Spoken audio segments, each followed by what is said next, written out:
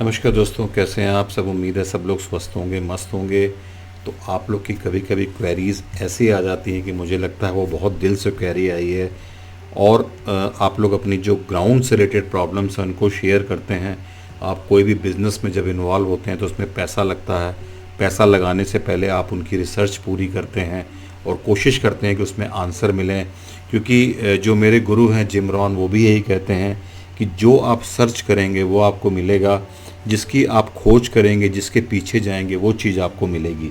और मैंने अपनी वीडियो में बहुत बार ये बात कही है कि जो चीज़ आपको चाहिए उसको सर्च करिए। खुशी चाहिए तो खुशी को सर्च करिए, उसको एक्सप्लोर करिए, उसको सीखिए, उसकी स्किल को डेवलप करिए। अगर आपको रिटेल आउटलेट लगाना है तो उससे रिलेटेड जितनी भी स्किल आप डेवलप कर सकते हैं, मेरे मतलब है जितनी भी फ्री की वीडियो आप मेरी देख सकते हैं, औरों की देख सकते हैं, उनको देखिए, उनसे सीखने का प्रयास करिए। करना क्या है दोस्तों, आपको उठते बैठते ड्राइव करते कभी फ्री हों तो आपको कान में हेडफोन लगाने हैं या अपने ईयरबड्स लगाने हैं और अपने मोबाइल पे जो है वीडियो ऑन कर लेनी है। मैं तो रात में सोता भी ऐसे ही हूँ, अपने गुरु के जिम रॉन या किसी के मोटिवेशनल लेक्चर लगा करके बस नींद आ जाती, पता भी नहीं चलता।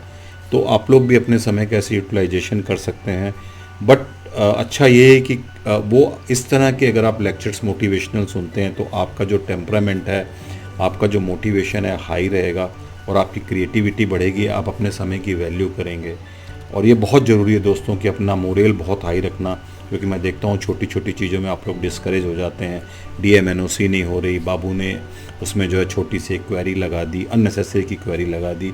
बट यहाँ कुछ एक्सटेंट तक मैं आपसे एग्री करता हूँ। मुझे लगता है कि गवर्नमेंट को जो क्वेरीज़ हैं उनके स्टैंडर्ड को एवेलुएट करना चाहिए कि क्या वो क्वेरीज़ एक विम्सिकल थॉट पे लगाई गई है, आर्बिट्रेरीनेस पे लगाई गई है, या उसका कोई टेक्निकल रीज़न है। मैं देख रहा हूँ बहुत सारी क्वेरीज़ हमें समझ में नहीं आती कि जो सामने जिसने लगाई है उसने क्यों लगाई होगी, उसने क्या सोचा होगा। चाहे वो NHAI की बात करें, चाहे डिस्ट्रिक्ट एडमिनिस्ट्रेशन NOC की बात करें, या कहीं भी हम लेकर के जाते हैं। तो ये बहुत इंपॉर्टेंट है कि उसको एवेल्युएशन गवर्नमेंट को करना चाहिए कि क्या क्वेरीज जेन्यून रेज हो रही हैं। ऐसा तो नहीं कि हम एक स्टेट में जो है इन्वेस्टमेंट की बात कर रहे हैं कि हमारे यहाँ स्टेट में इन्वेस्टमेंट आए और कोई बिज़नेस करना चाहता है तो हम उसको एक बाबू राज में फंसा देते हैं और उसको तरह तरह की क्वेरीज देते हैं कि वह NOCs के लिए बेचारा दौड़ते दौड़ते जो है शहीद हो जाए। इस तरह की सिचुएशन हो जाती है। तो मुझे लगता है यहाँ पर जो है गवर्नमेंट के ऑफिशियल्स को अपनी क्वेरीज़ का ध्यान रखना चाहिए, जो जेन्यून है उनको रेज़ करना चाहिए। फॉर द सेक कि हमें से परेशान करना है तो क्वेरीज़ का स्टैंडर्ड भी उसमें दोस्तों बड़ा मैनिपुलेटिव हो जाता है और उससे पता लग जाता है कि कितनी जेन्यून क्वेरी है वो। तो मैं आज बात करने वाला हूँ 2-3 सवालों की, या 2-3 ऐसे इश्यूज़ की जिनसे मैं जूझ रहा हूँ। कुछ आपसे आए हैं, कुछ मेरी तरफ से हैं। तो मुझे लगा आपसे शेयर करने चाहिए, बिकॉज हम लोग एक दूसरे की प्रॉब्लम को शेयर करेंगे तभी हम इस चीज़ों को समझ पाएंगे कि हमें कैसे क्या करना है। तो बने रहिए इस प्लेटफॉर्म पे मेरे साथ में, architect entrepreneur on the platform of sun की डिज़ाइनर। तो मैं उन पॉइंट्स को चालू करने से पहले आप लोगों से रिक्वेस्ट करूंगा कि वीडियोस को एक वाइडर फोरम में शेयर करिए। आप लोग के डीलर्स के ग्रुप होंगे, आप लोग के कंपनीज़ के ग्रुप होंगे, आप उसमें शेयर करिए, क्योंकि मैं वाइडर रेंज में जाना चाहता हूँ। लोगों के और इनपुट्स आने चाहिए जिससे कि और मैं इस फील्ड को एक्सप्लोर कर पाऊँ कि कैसे क्या करना है। तो अभी आप लोगों से एक क्वेरी आई है, किसी साहब ने जो है उनको LOI मिल रही है इंडियन ऑयल की देहरादून एक्सप्रेसवे पे। तो उनका कहना था कि सर्विस रोड पे उनको जो LOI मिल रही है, तो मैं LOI को लूँ कि ना लूँ। उन्होंने उसमें रीज़न ये पूछा है कि क्या फाइनेंशियली वायबल होगा कि नहीं होगा। तो आप बताइए इसका जवाब क्या होगा, पहले मैं आपसे पूछता हूँ। तो मैंने तो उनको जो मुझे लगा एक्सपीरियंस के हिसाब से, इस इंडस्ट्री की नॉलेज के हिसाब से मैंने उनको बताया है। You might be convince with me और may not be, it's up to you. But मैंने उनको ये बताया है कि आने वाले सालों में जो मेन कॉरिडोर्स हैं, जो हमारे गोल्डन क्वाड्रिलेटरल के जो मेन हाईवेज़ थे, वो धीरे धीरे जो है उसमें आसपास अगर डेवलपमेंट होते हैं तो वहाँ पे सर्विस रोड ज़रूर आएगी। इट मीन्स 2 लेनिंग से 4 लेनिंग, 4 लेनिंग से 6 laning and 8 laning, depending on the traffic and type of road कि कितनी है। तो एक्सप्रेस वे पे तो वैसे ही सर्विस रोड होती हैं, आप मेन कैरेज वे से तो एक्सेस ले नहीं सकते। ये क्वेश्चन शायद वो समझ नहीं पाया कि मेन कैरेज वे से एक्सेस नहीं मिल सकती। एक्सप्रेस वे पे कोई भी अगर फैसिलिटीज़ आप डेवलप करते हैं तो आपको सर्विस रोड से एक्सेस लेनी है। इनफैक्ट अब धीरे धीरे आने वाले समय में नेशनल हाईवेज़ पे भी आप लोग को कंपलसरी होगा कि आप सर्विस रोड से एक्सेस लीजिए, क्योंकि मेन हाईवे पे जब हम मेन कैरेज वे से कनेक्ट होते हैं, चाहे वो एक्सीलरेशन डी एक्सीलरेशन लेन के थ्रू हो, तो उसमें एक्सीडेंट्स के कॉन्फ्लिक्टिंग पॉइंट के चांसेस बढ़ जाते हैं। तो मैंने उनको ये एडवाइस किया दोस्तों कि आप जो है उसमें LOI ले लें, क्योंकि वहाँ पे जो भी रिटेल आउटलेट बनेंगे आपके कंपटीशन में सब सर्विस रोड पे आएंगे। आप अच्छा परफॉर्म करिए, जिसको एक्सप्रेस वे पे फ्यूल लेना है आप अच्छी फैसिलिटीज़ डेवलप करिए, मल्टी फ्यूलिंग की बात करिए, ट्रैफिक को अट्रैक्ट करने की कोशिश करिए, बिकॉज वो एक पोटेंशियल लोकेशन है और वहाँ पे बहुत ट्रैफिक आने वाला है। उत्तराखंड और यूपी के बीच में, उत्तर प्रदेश वेस्ट के बीच में एक मेजर कनेक्टिविटी होगी और बहुत बूस्ट मिलेगा, बहुत ट्रैफिक आएगा, अच्छी अपॉर्चुनिटी है। तो आप मार्केटिंग और प्लस फैसिलिटीज़ को इसी एंगल से डेवलप करिए कि एक्सप्रेसवे का ट्रैफिक ले रहे हैं, और मुझे लगता है कि ये अच्छा एक छोड़ना नहीं चाहिए, अच्छा मौका है। अच्छे से अपनी फैसिलिटीज़ को डेवलप करें, हाईवे एमिनिटीज़ की तरह डेवलप करें, एक्सप्रेसवे एमिनिटीज़ की तरह डेवलप करें, आसपास का एरिया भी ले लें, ढाबा डेवलप करें, रिक्रिएशनल स्पेस डेवलप करें, रिटेल सेल्स के स्पेसेस डेवलप करें। जो लोग आज घूमने जाते हैं तो इनफैक्ट वो पैसा खर्चा करने जाते हैं, मोबिलिटी बढ़ रही है। तो ये मैंने उनको ओपिनियन दिया, आपका ओपिनियन क्या है मैं भी जानना चाहता हूँ। दूसरा दोस्तों, किसी ने ये मुझे डाला है कमेंट कि मैंने सर्विस रोड बनाई, क्लस्टरिंग का केस था, और एंट्री एग्ज़िट मैंने डेवलप की, एक 500 लगभग 550 मीटर की सर्विस रोड डेवलप करी, पर क्योंकि उसका पेट्रोल पंप पहले पड़ता है, पहले से एग्जिस्टिंग था, तो सारी गाड़ियाँ उसमें चली जाती हैं। मैंने सर्विस रोड डेवलप करी, मेरे पास कोई गाड़ी नहीं आती। तो कहने लगे कि ऐसा क्यों है, मुझे बताइए। तो दोस्तों, बिकॉज एक आदमी अच्छा परफॉर्म कर रहा है, एक लाइन लंबी खींची है, अब आपको उसके बगल में दूसरी लाइन खींचनी है और गाड़ियों को उसके सामने से होकर के निकलना है। ऐसी सिचुएशन हो गई है, ये जो हमारी 2020 की गाइडलाइन है उसके हिसाब से। तो आपको बहुत सोच समझ के अपनी फैसिलिटीज़ को डेवलप करना है, अपनी ब्रांडिंग को डेवलप करना है। जब भी लोग मुझसे कंसल्ट करते हैं कि सेल नहीं आ रही, तो मैं उनको बताता हूँ कि पहले आसपास वाले को स्टडी करो, उनकी फैसिलिटीज़ को भी स्टडी करो, किस तरह का ट्रैफिक उनके पास आ रहा है उसको थोड़ा स्टडी करो। बाकायदा आप हवा में मत करिए, यहाँ मत करिए, यहाँ सब भूल जाता है, लिख करके आप करिए उसको, कितनी फैसिलिटीज़ हैं और कैसे वो बिज़नेस कर रहा है, किस टाइप के वो ट्रैफिक को टारगेट कर रहा है, आपको उसी हिसाब से अपनी मार्केटिंग स्ट्रेटजी बनानी है। तो टफ़ कंपटीशन है, बिकॉज वो एस्टेब्लिश्ड है। तो आप बहुत वेल प्लान्ड वे में एक अच्छी स्ट्रेटजी के साथ अगर आप चलेंगे तभी कोप अप कर पाएंगे। नहीं तो सर्टेनली अगर वो अच्छा परफॉर्म कर रहा है, उसका रिटेल आउटलेट अच्छा बनाया है, तो नेचुरली उसके पास ट्रैफिक ज़्यादा आएगा, फैसिलिटीज़ अच्छी दे रहा है, कस्टमर्स को एक अच्छी फील आ रही है, उसको एक वाव की फीलिंग आ रही है, तो डेफिनेटली उसके पास पहले जाएगा। आपको उससे बेटर करना है, एक लाइन खींचिए, उसके बगल में बड़ी लाइन खींचिए, पैरामीटर बनाइए कि आप किस किस पैरामीटर पे चलेंगे तो उससे बेटर कर पाएंगे। आपकी सेल मैं वायदा करता हूँ अच्छी हो जाएगी, I assure you. List out करिए, नहीं तो फिर पर्सनली मेरे पास कंसल्टेशन के लिए आइए, मैं आपको बताऊँगा कि आपको उसमें क्या करना है, and you will be through, don't worry. इसमें कोई इशू, बहुत बड़ी बात नहीं है इसमें दोस्त। तीसरा सवाल वही है बहुत कॉमन, जो मैं आप लोगों से कहता हूँ, बार बार पूछते हैं कि प्राइवेट कंपनी का पेट्रोल पंप लें या एक सरकारी कंपनी का पेट्रोल पंप लें। और तो मैंने दोस्तों आपको पहले भी कहा है कि जब जब क्रूड ऑयल के रेट बढ़ेंगे, उस केस में जो है सब्सिडी का मैटर फंस जाता है, तो प्राइवेट ऑयल कंपनीज़ के जो रेट होते हैं फ्यूल के, वो बढ़ जाते हैं।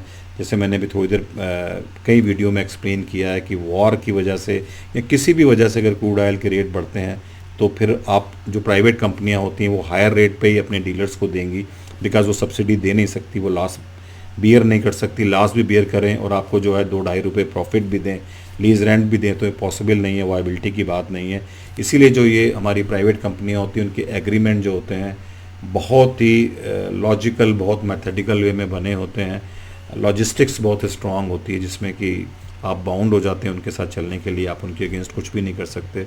रिलायंस 2009 उसका एक ज्वलंत एग्जाम्पल है, बहुत ज़्यादा एक्सप्लेन करने की ज़रूरत नहीं, मैं कई बार बोल चुका हूँ। तो बहुत ध्यान रखिए, प्राइवेट कंपनीज़ में जा रहे हैं, क्रूड ऑयल के रेट बढ़ेंगे, आपकी सेल अफेक्टेड होगी। ऑयल मार्केटिंग कंपनी PSUs में जा रहे हैं, किस कंपनी में जा रहे हैं, किस तरह की ब्रांडिंग कर रहे हैं, उसको देख लीजिए। ऑलमोस्ट रेट सेम है और तीनों कंपनियां ऑलमोस्ट सेम है, लेकिन जो बड़ा अगर आपको ब्रांड मिलता है, तीनों में से कहने की ज़रूरत नहीं कौन सा बड़ा ब्रांड है, IOCL है ऑफकोर्स, BPCL है, देन HPCL है, तो आप उन पे जा सकते हैं।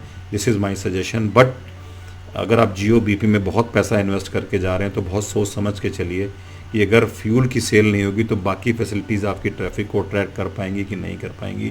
क्योंकि अभी जो क्रूड के रेट ज़्यादा थे और जो सेल के रेट ज़्यादा थे, 14-15 रुपये जो है पर लीटर का डिफरेंस आ गया था, फिर 3 रुपये हो गया और अब वो कोप अप हो गया 1-2 दिन पहले, ऐसा मुझे पता चला है। नाउ द रेट्स ऑफ जो हमारे PSUs ऑयल मार्केटिंग कंपनी और जो प्राइवेट है उनके सेम है। तो मुझे लगता है कि इस समय सिचुएशन ठीक है, इस समय वो सेल अच्छी कर सकते हैं। बट ये एक धब्बा जो होता है, ये एक बार बार की प्रॉब्लम एक लगती है। इतना इन्वेस्टमेंट करके अगर कोई GOBP में जाएगा तो अगर इस तरह की सिचुएशन ना हो तभी अच्छा दोस्तों। तो मुझे लगता है आपकी क्वेरी का जवाब इसमें मिल गया होगा आपको। अब एक मैं ज्वलंत किस्सा जिसको मैं जिस प्रॉब्लम को फेस कर रहा हूँ उस पर आपसे बात करना चाहता हूँ। किसी बंदे ने बहुत अच्छा रिसॉर्ट बनाया, उन्होंने बहुत अच्छा अराउंड 70-80 करोड़ रुपीस खर्चा कर दिया और NHAI ने उनसे एक बहुत बड़ी सर्विस रोड बनाई। बिकॉज वो 2020 से पुरानी गाइडलाइन का था प्रावधान, आपको याद होगा, उसमें 750 मीटर की सर्विस रोड के प्रावधान थे। कुछ गलती हो गई थी तो कई सालों तक वो 2013 से लेकर 2020 तक चलती रही। मैंने कई बार ऑफिशियल से भी डिस्कस किया बट उन्होंने कहा we can't do, it's written तो रिटन, हम अपना दिमाग नहीं लगाते इसमें, जो कि जनरल एक सरकारी डिपार्टमेंट्स में होता है। अब उसके बाद दोस्तों उसमें एक अराउंड 550 मीटर जाने के बाद एक उसमें यूपी इरीगेशन की एक कैनाल फंस गई। 70-80 करोड़ का इन्वेस्टमेंट एक रूरल एरिया में। उस NHAI की फाइनल नोसी जमा करने में कितने व्यवधान आए उसकी वजह से। वो छोटी सी 2-2.5 मीटर की इरिगेशन की कैनाल, उसकी बंदे को परमिशन नहीं मिल रही, 1.5-2 साल हो गए वो इधर उधर भटक रहा है। और मतलब हम यूपी में इन्वेस्टमेंट लाना चाहते हैं, 70-80 करोड़ रुपीज़ इन्वेस्ट करने के बाद NHAI की फाइनल NOC NHAI नहीं दे रहा बिकॉज उसकी जो 200-250 मीटर के आगे की रोड है वो उस कलवर्ट के ना बनने की वजह से बन नहीं पा रही। और इरिगेशन की NOC के लिए वो बंदा यहाँ से लेके लखनऊ तक के चक्कर काट रहा है। तो बहुत बुरी बात है दोस्तों। I mean this is really shameful कि हम एक तरफ तो बात करते हैं कि हम इन्वेस्टमेंट करेंगे, ईज़ ऑफ डूइंग बिजनेस की बात करेंगे, बाबू राज वैसे का वैसे है। 6 महीने 8 महीने तक तो उसकी फ़ाइल को एग्जीक्यूटिव इंजीनियर साहब ये रख के बैठे गए, हमारे यहाँ कोई प्रावधान ही नहीं है। जबकि उसमें डिस्ट्रिक्ट एडमिनिस्ट्रेशन भी उनके प्रोजेक्ट में इन्वॉल्व था बिकॉज उनका जो है टूरिज़्म डिपार्टमेंट से अप्रूवल है। तो मुझे लगता है दोस्तों इस तरह की चीज़ें बहुत से लोग फेस कर रहे हैं, कहीं ना कहीं इसे किसी ना किसी को एड्रेस करना होगा। और ये जो एक बाबू राज है कि आप फाइलों को रख के बैठ जाते हैं, परमिशन नहीं देंगे, बार बार छोटी क्वेरी लगाना, I think this is very bad. अगर हम अपनी ड्यूटीज़ सरकारी कुर्सी पे बैठ के नहीं कर रहे और अपने जो है जस्टिस नहीं कर रहे चेयर के साथ, तो मुझे लगता है दोस्तों ये देशद्रोह है। मैं इसे पर्सनली मानता हूँ, आपका व्यू है मुझे नहीं पता। ये एक तरह का टेररिज्म है अपनी चेयर का यूज़ करके। मैं दूसरे कड़क शब्दों में आपसे कहना चाहता हूँ, मुझे बहुत दुख होता है जब भी मैं देखता हूँ। तो इस तरह की प्रॉब्लम्स को आप लोग के पास है तो प्लीज़ शेयर करिए, हाईलाइट करिए, मैं उनको कवर करना चाहता हूँ। नेचुरली आइडेंटिटी को मैं सीक्रेट रखूँगा बट ये प्रॉब्लम्स हमारे सिस्टम में है। अगर हमें डेवलप्ड कंट्री बनना है, आगे डेवलप होना है, तो हमें इस बाबू राज से, इस माइंडसेट से बाहर आना होगा और really ease of doing business की तरफ जाना होगा। तो मेरी आपसे रिक्वेस्ट है आप अपने इनपुट्स दीजिए, उनकी हम बात करेंगे। तो मुझे लगता है मैंने 4-5 इश्यूज़ आपकी तरफ से जो आए उनको डिस्कस कर लिया है। और बहुत सारे इश्यूज़ हैं, जैसे लोग पूछ रहे हैं कि हमारा ROBs है या हमारे यहाँ ग्रेट सेपरेटर फ्लाईओवर का जो एप्रन है, जो स्टार्ट ऑफ द जो एक सरफेस की स्लोप की स्टार्ट होती है, जिससे हम बात करते हैं रैंप की, कि हमारे रिटेल आउटलेट की बाउंड्री की दूरी 300 मीटर होनी चाहिए और एक केस में जो है अंडरपास वाले केस में 200 मीटर होनी चाहिए। वहाँ नहीं आ रही तो क्या हम सर्विस रोड के साथ अप्लाई करके NOC नहीं ले सकते हैं? मैंने स्केच भी लगाया, आप चाहें तो देख लें, बिल्कुल ले सकते हैं दोस्तों। बट किसी NHAI वाले के पास जाओ या किसी RO के पास जाओ तो वो ये कहते हैं ऐसा कहीं लिखा नहीं हुआ, इंटरसेक्शन के केस में लिखा हुआ। दोस्तों मेरा इंटरप्रिटेशन बहुत क्लियर है, बहुत क्लियर है इसमें कि आप अगर कोई कंप्लायंस नहीं हो रही है, सर्विस रोड का प्रावधान करके कंप्लायंस कर देते हैं, ROW अवेलेबल है तो, और डीलर खर्चा करके हाईवे उस फैसिलिटीज़ को डेवलप करता है और ट्रैफिक सेफ्टी का ध्यान रखता है तो उसको परमिशन देनी चाहिए। हम लोग ने बहुत सारी ड्राइंग्स डेवलप करी, उसमें बहुत सारी NOCs हो गई हैं बट कभी कभी कोई अधिकारी इसको टेकअप नहीं करता। तो ये भी एक बहुत सोचने की बात है कि क्या अधिकारी के बदलने से एक पर्सनल एक आर्बिट्रेरीनेस की वजह से क्या NOCs नहीं की जाएंगी? तो ये भी एक सोचने की बात है। मुझे लगता है अगर सर्विस रोड की एक लंबी सर्विस रोड हमने दे दी, ROW अवेलेबल है, हम उसकी कॉस्ट बियर करने को तैयार हैं, हमने इंटरसेक्शन बना दिए, चैनलाइज़र बना दिए, सेफ्टी का हमने ध्यान रखा है, तो मुझे लगता है इस पर NOC मिल जानी चाहिए। तो मुझे लगता है कुछ शॉर्ट में मैंने आपके क्वेरीज़ क्लियर कर लेती हैं। आप और अपनी क्वेरीज़ भेजते रहिए, अपने व्यूज़ भेजते रहिए, अपने अनुभव भेजते रहिए, मैं उनको कवर करता रहूँगा। और आपका जो है चैनल देने के लिए, ये वीडियोज़ देखने के लिए बहुत बहुत धन्यवाद। प्लीज़ इस वीडियो को लाइक करिए, औरों को शेयर करिए, जिससे सबको एम्पावरमेंट मिले। Thank you very much.